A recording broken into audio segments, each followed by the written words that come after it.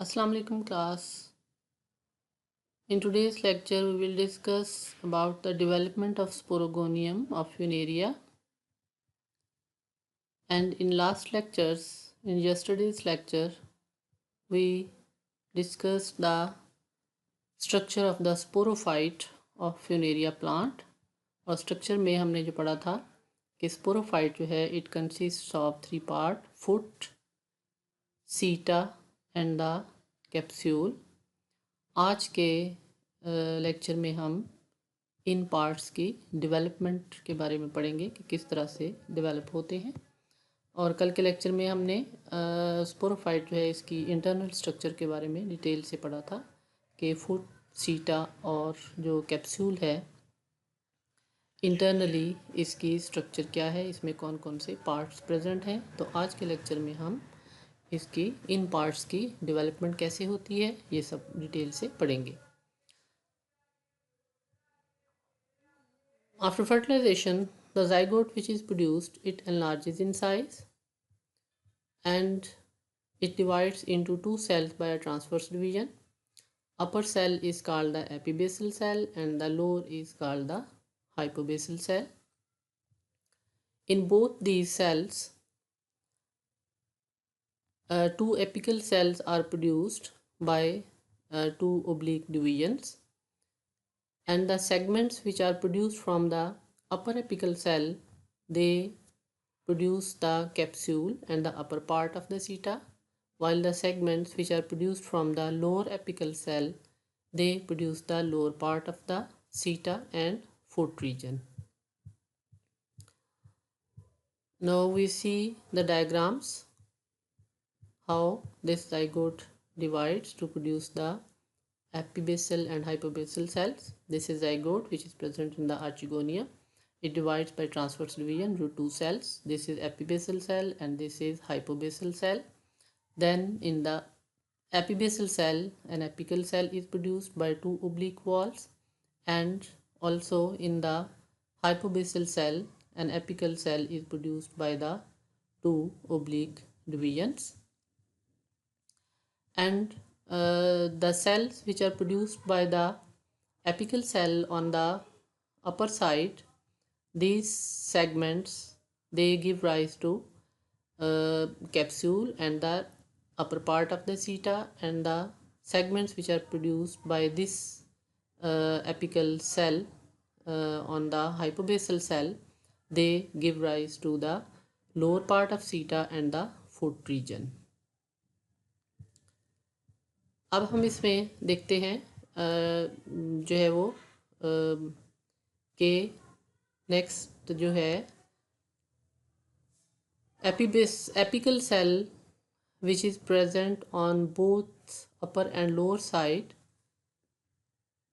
it produces the segments, and then what type of divisions occurs in these segments. तो अगर हम एक segment जो है वो लें अपर एपिकल सेल का, तो उसमें जो है वो वर्टिकल डिवीजन होती हैं दो, और उसका अगर ट्रांसफर सेक्शन लें तो ये क्वाड्रेंट जो है वो उसमें हमें नज़र आता है क्वाड्रेंट की सूरत में, यानी कि 4 cells. Then in these cells of the quadrant, a vertical wall appears. Vertical wall is produced which is perpendicular to the inner cell, and it produces the two cells. One cell is of triangular shape and the other cell is rectangular in shape. Now the four rectangular cells, these divide by a periclinal wall to produce the endothecium and the amphithecium. Means के दो layers इससे जो produce होंगी, inner layer में जो sales हैं these are will constitute the endothecium, and the outer layer cell, these are known as the amphithecium. Endothecium is 4-celled and it is surrounded by the 8-celled amphithecium, and these two layers act as the chief fundamental embryonic layers of the sporogonium.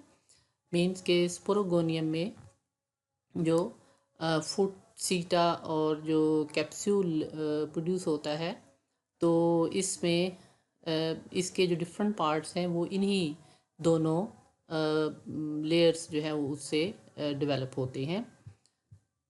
तो अभी जो है वो हम देखते हैं diagram में फिर से कि इसमें ये जो एम्फीथीशियम और एंडोथीशियम जो है वो किस तरह से डेवलप होती है. This is the apical cell on both sides, the segments which are produced by the apical cell on the upper side and these are the segments which are produced by the apical cell on the lower side. तो अगर हम एक segment को देखें तो ये जो है वर्टिकली 2 दफ़ा डिवाइड होता है and if we see the transfer section then it appears in the form of a quadrant के जिसमें 4 सेल जो हैं वो हमें नज़र आ रहे हैं क्लियरली. और इसमें अभी जो है वो पीछे हमने पढ़ा था कि अपर एपिकल सेल और उसके सेगमेंट्स जो हैं वो कैप्सूल और सीटा का अपर पार्ट प्रोड्यूस करते हैं, जबकि लोअर पार्ट के जो एपिकल सेल हैं ये जो है वो सीटा का लोअर पार्ट और फुट रीजन जो है वो प्रोड्यूस करते हैं. तो अभी इसमें जो है वो हम देखते हैं ये क्वाड्रेंट जो है वो इसमें नेक्स्ट इससे जो है वो एम्फीथीशियम और एंडोथीशियम लेयर जो है वो किस तरह से प्रोड्यूस होती हैं, जो पीछे हमने पढ़ा कि each cell of the quadrant जो है उसमें इस तरह से डिवीजन होती है कि वन सेल जो है वो ट्रायंगुलर शेप का प्रोड्यूस होता है और अदर सेल जो है वो रेक्टेंगुलर शेप का जो प्रोड्यूस होता है. तो ईच सेल जो है उसके अंदर क्वाड्रेंट में one a triangular shaped cell and the other is rectangular shaped cells. Then in the rectangular cells a periclinal division occurs and as a result of this periclinal division 2 layers are produced. The inner layer consisting of 4 cells is known as the endothelium and the outer layer having 8 cells is known as the एम्फीथीशियम. तो ये जो है वो basic जो है वो embryo में layers होती हैं दो, जिनसे जो है वो स्पोरोफाइट के डिफरेंट पार्ट्स जो हैं वो डेवलप होते हैं. द एम्फीथीशियम एंड एंडोथीशियम लेयर जो है इसमें नेक्स्ट जो है फर्दर डेवलपमेंट होती है, फर्दर डिविजन्स होती हैं and as the result of these divisions in these parts different tissues of the sporophyte are produced. अब हम देखते हैं कि जो स्पोरोफाइट में कैप्सूल में जो थीका रीजन है उसमें एंडोथीशियम किस तरह से कौन से पार्ट्स जो है प्रोड्यूस करती है और एम्फीथीशियम जो है वो कौन से पार्ट प्रोड्यूस करती है. तो in the theca region the endothecium which is inner layer the cells of this divide first by a curved vertical wall. जिस तरह क्वाड्रेंट के सेल में डिवीजन हुई थी सेम उसी तरह से इसमें भी डिवीजन होगी और इसके रिजल्ट में एक जो है वो ट्रायंगुलर सेल प्रोड्यूस होगा और सेकंड जो है वो ट्रायंगुलर शेप का सेल प्रोड्यूस होगा. फिर इसमें रेक्टेंगुलर शेप के सेल जो है उसमें पेरिक्लाइनल डिवीजन होगी and as a result of which 4 central cells are produced and a ring of the outer 8 peripheral cells are produced. Now the central cells of this endothelium these differentiate into the central columella. Theca region में जो columella present होता है वो इन endothecium के central cell produce होता है, जबकि पेरिफेरल सेल जो है वो अगेन पेरिक्लाइनली डिवाइड करते हैं और as a result of this 2 layers are produce. तो इसमें जो आउटर लेयर है वो स्पोरोजीनस टिश्यू जो है वो फॉर्म करती है और इनर लेयर के जो सेल्स हैं वो स्पोर सैक जो है वो उसकी वॉल जो है वो प्रोड्यूस करते हैं. मीन के थीका रीजन में 3 जो पार्ट्स हैं, सेंट्रल पार्ट कोलुमेला,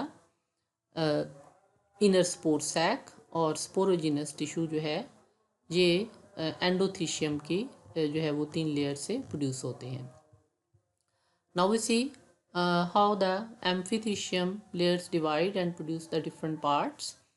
तो इसमें एम्फीथीशियम जो है इसके सेल्स हमने जो है पढ़े थे कि 8 सेल्स प्रेजेंट हैं इसमें. तो एम्फीथीशियम जो है they form outer and inner layers of the 8 cells each, यानी कि इसमें पेरिक्लाइनल डिवीजन हुई और 2 लेयर्स बनी, दोनों में 8 सेल प्रेजेंट हैं. तो इन दोनों लेयर्स में जो इनर लेयर है that is known as the first ring और इसके सेल जो है वो डिवाइड होकर आउटर स्पोर सैक जो है वो बनाएंगे. फिर इसके बाद जो आउटर लेयर है इसमें एंटीक्लाइनल डिवीजन होती है और जो 8 सेल्स हैं वो 16 सेल प्रोड्यूस करते हैं और फिर इसमें जो है अगेन पेरिक्लाइनल डिवीजन होती है, तो अब इससे जो है वो 16 सेल्स की 2 लेयर्स जो है वो प्रोड्यूस होंगी। तो inner layer of the 16 cell जो है this constitute the second ring, और इसके जो सेल्स हैं वो ट्रेबेकुला फॉर्म करेंगे। फिर आउटर लेयर 16 सेल्स की जो आउटर लेयर है, इसमें फिर अगेन एंटीक्लाइनल डिवीजन होगी, and as a result of which the 16 cell जो है this will produce the 32 cells. और फिर इसमें जो है वो पेरिक्लाइनल डिवीजन होगी, और and as a result of this periclinal division 2 layers of 32 cells are produced, and inner of this layer जो है वो थर्ड रिंग फॉर्म करेगी, और इस थर्ड रिंग से जो है वो स्पॉन्जी लेयर जो है वो प्रोड्यूस होगी, यानी कि पेरेन्काइमा सेल जिनके अंदर क्लोरोप्लास्ट प्रेजेंट है वो प्रोड्यूस होगा थीका रीजन में। अब एक्सटर्नल जो रिंग है, ये इसमें एंटीक्लाइनल डिवीजन नहीं होगी, only periclinal division will occur, and as a result of which 2 layers of 32 cells each are produced, and the cells of the inner layer जो है वो जो है फोर्थ रिंग फॉर्म करेंगे, और आउटर लेयर के सेल जो है फिफ्थ रिंग, और फोर्थ रिंग जो है वो हाइपोडर्मस ऑफ थीका रीजन प्रोड्यूस करेगा, और फिफ्थ रिंग जो है वो उसकी एपिडर्मल रीजन जो है वो प्रोड्यूस करेगा। अब हम जो है वो डायग्राम में देखते हैं कि किस तरह से एंडोथीशियम जो है वो उसके सेल डिवाइड होते हैं। ये एंडोथीशियम के सेल्स हैं, और आउटर लेयर जो है वो एम्फीथीशियम है। तो एंडोथीशियम के सेल जो है उसमें जो है वो वर्टिकल वॉल प्रोड्यूस होगी, और उसके बाद जो है इसमें फिर एक जो है वो रेक्टेंगुलर सेल जो है इनमें पेरिक्लाइनल डिवीजन होगी, and as a result of which जो है वो 2 लेयर्स प्रोड्यूस होंगी, और फिर इसमें आउटर लेयर जो है उसमें एक और पेरिक्लाइनल डिवीजन होगी, और 3 लेयर जो है वो प्रोड्यूस होंगी। तो इसमें जो इनर मोस्ट लेयर है वो कॉलुमेला बनाएगी, और जो सेंट्रल मिडल लेयर जो है वो बनाएगी इसमें inner spore sac, wall of the spore sac, और आउटर जो लेयर है वो स्पोरोजीनस टिश्यू या आर्चिस्पोरियम लेयर जो है वो एंडोथीशियम से प्रोड्यूस होगी। अब ये 3 लेयर जो है उसे 3 पार्ट्स डेवलप हो गए थीका रीजन के। नाउ द एम्फीथीशियम लेयर, जिसमें कि 8 सेल प्रेजेंट हैं, इसमें जो है वो पहले पेरिक्लाइनल डिवीजन होगी, this is the periclinal division, और इस पेरिक्लाइनल डिवीजन के बाद 2 लेयर्स प्रोड्यूस होंगी। तो इनर लेयर का जो सेल है ये फर्स्ट रिंग जो है वो फॉर्म करेंगे। ठीक है। अब फिर आउटर लेयर जो 8 सेल्स की है उसमें एक एंटीक्लाइनल डिवीजन होगी, मीन के वर्टिकल डिवीजन जो है वो इसमें होगी। तो हर सेल के अंदर, तो अब जो 8 सेल्स हैं वो 16 सेल्स जो है वो उसकी लेयर जो है वो प्रोड्यूस करेंगे आफ्टर एंटीक्लाइनल डिवीजन। तो फिर इसके बाद ये जो 16 सेल की जो लेयर है इसमें नेक्स्ट वन जो है वो पेरिक्लाइनल डिवीजन होगी, और जो है वो 16 सेल्स की जो है वो 2 लेयर्स जो है वो प्रोड्यूस हो जाएंगी।